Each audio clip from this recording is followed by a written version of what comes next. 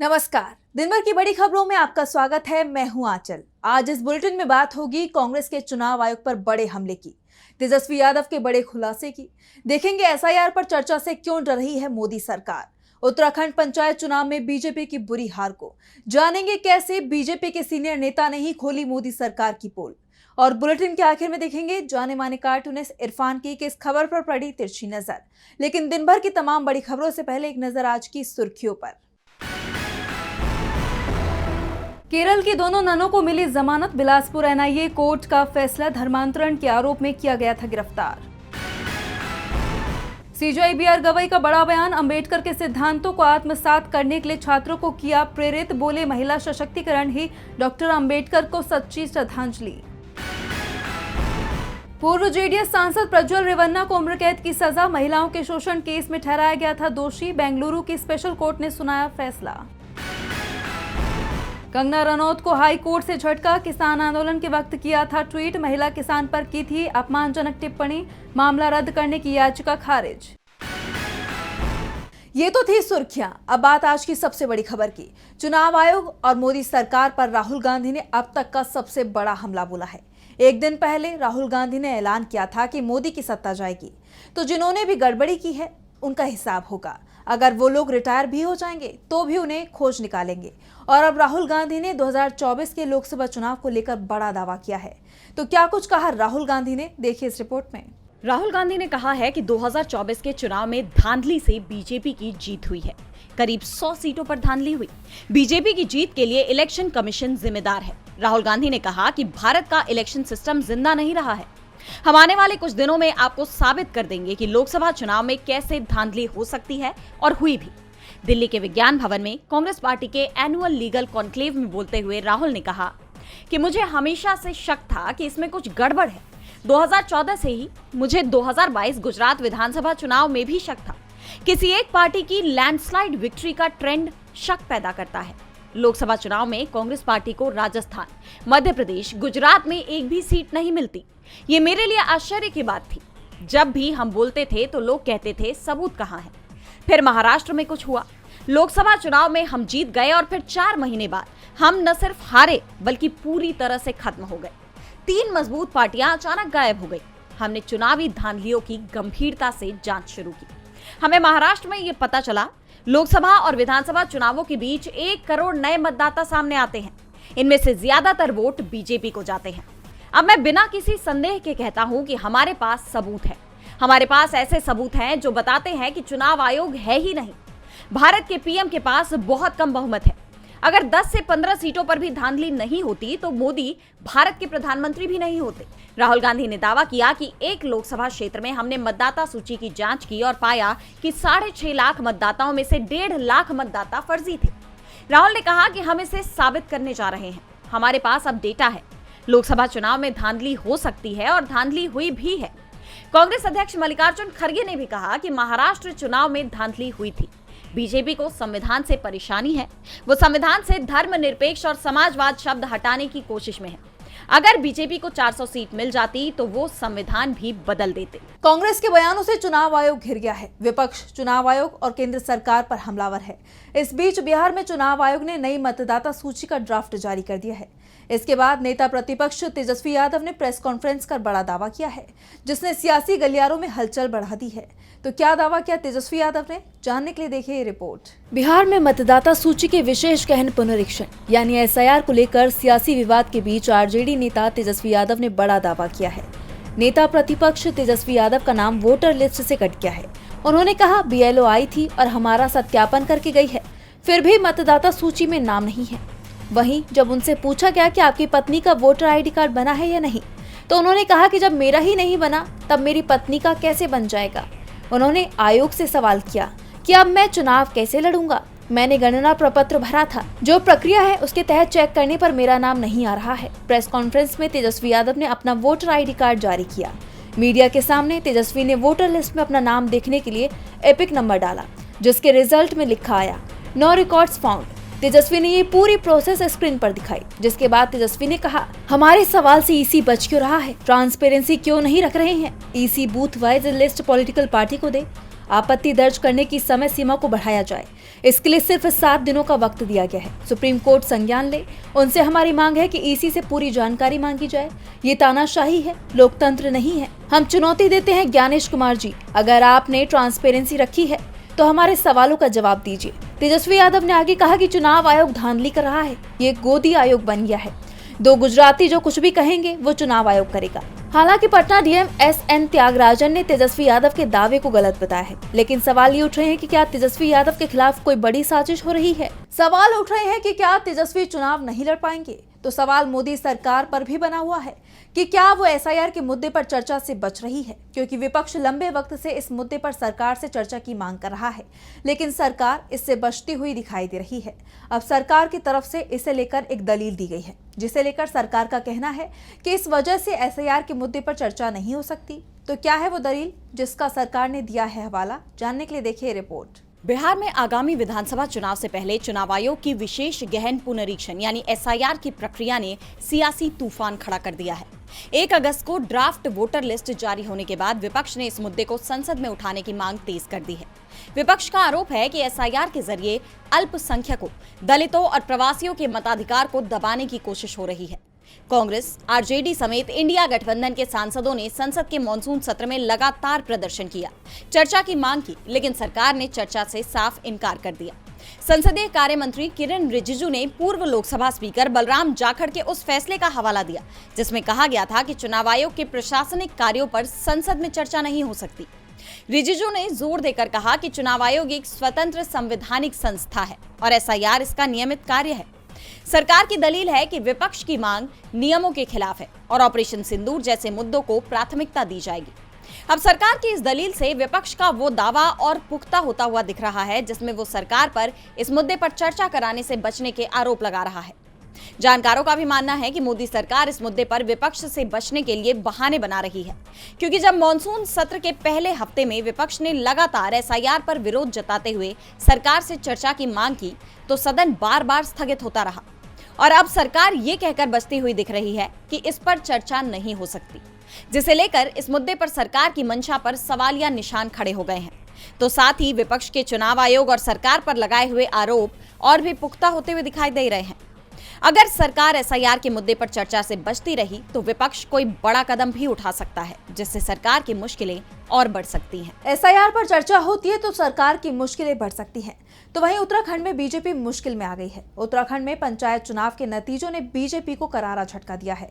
राज्य में बीजेपी की सरकार है और ये माना जाता है कि पंचायत चुनाव हमेशा सरकार के पक्ष में ही जाते हैं, लेकिन उत्तराखंड में जो नतीजे सामने आए हैं उसके बाद कहा जा रहा है कि राज्य में बीजेपी सरकार की उल्टी गिनती शुरू हो गई है।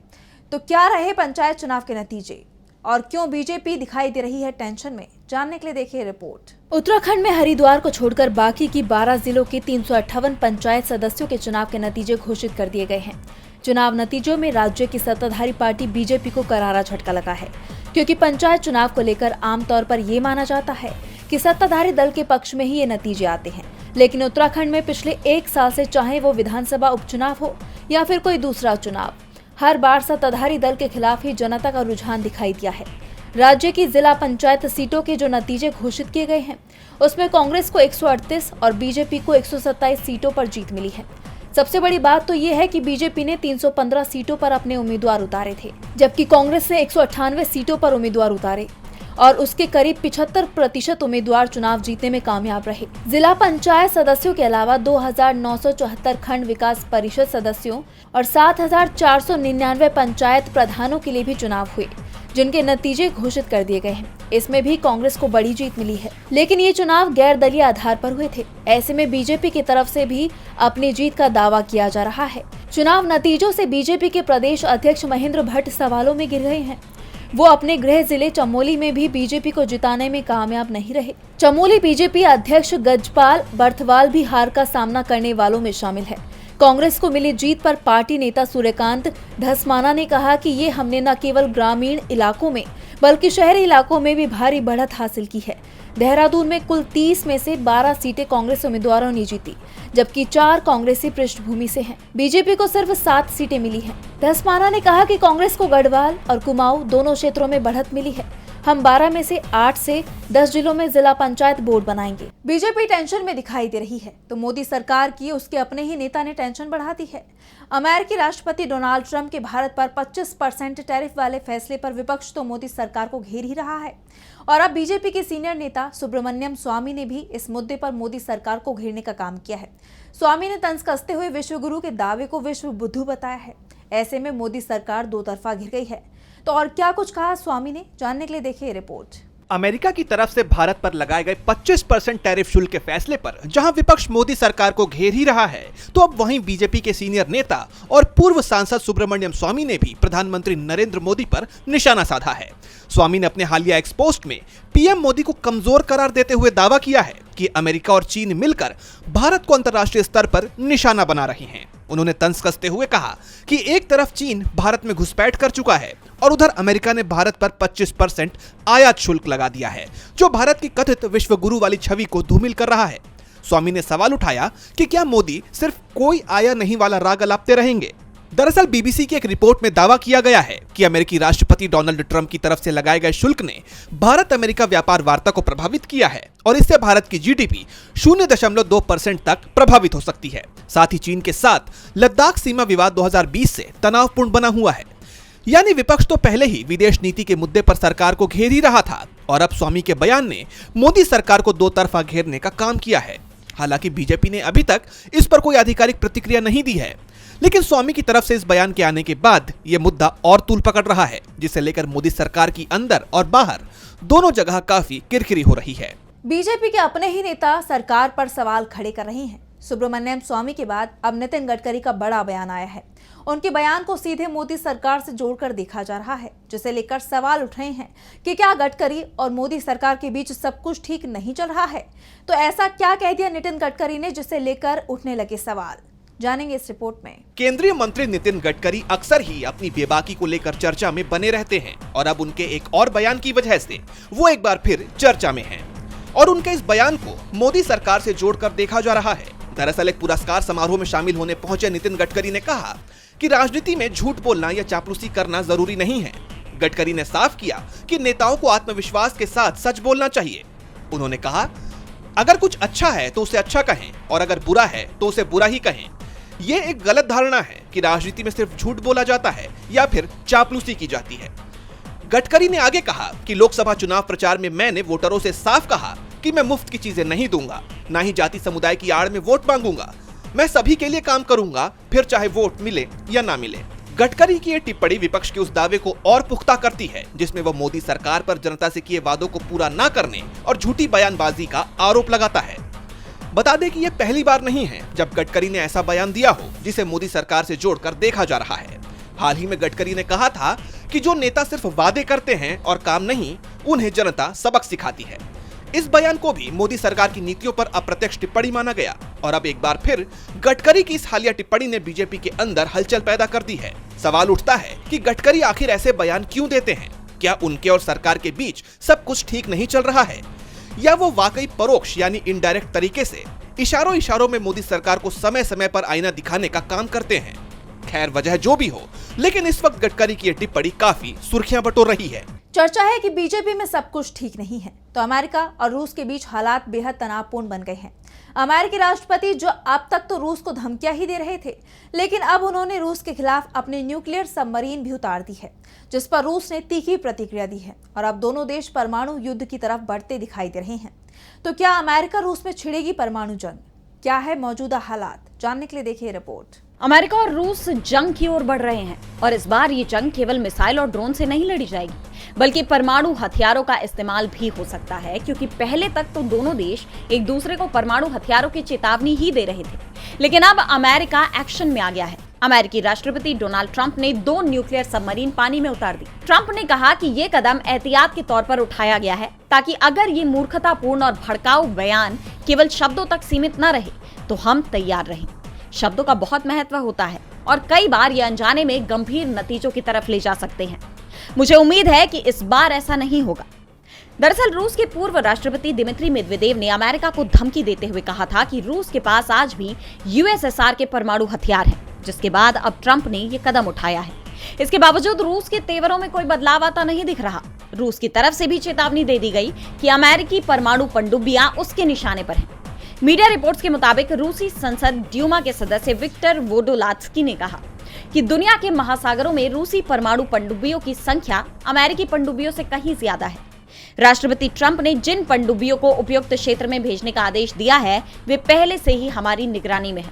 अमेरिकी पनडुब्बियां हमारे निशाने पर हैं, जिसके बाद दोनों देशों में परमाणु युद्ध की आशंका तेज होती जा रही है, जिसे लेकर पूरी दुनिया चिंतित दिख रही है। और बुलेटिन के आखिर में देखेंगे जाने माने कार्टूनिस्ट इरफान की किस खबर पर पड़ी तिरछी नजर।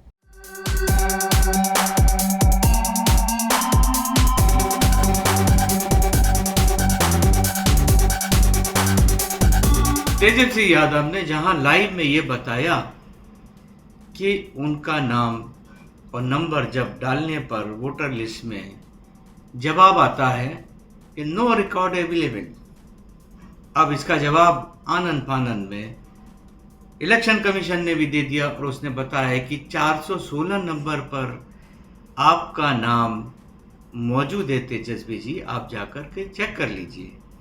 चलिए, किसी तरह से तेजस्वी यादव तो अब अपना चुनाव लड़ ही लेंगे, लेकिन उन 65 लाख वोटरों का क्या होगा? चुनाव आयोग जी ये बताइए, जिनके पास में कहने के लिए सारे कागजात वोटर डालने के लिए मौजूद हैं और वो कई बार भी वोट इसी आधार पर डाल चुके हैं, उनको आपने वोटर लिस्ट से बाहर कर दिया है। अब उनके बारे में क्या होगा? वो किस नंबर पर मौजूद हैं?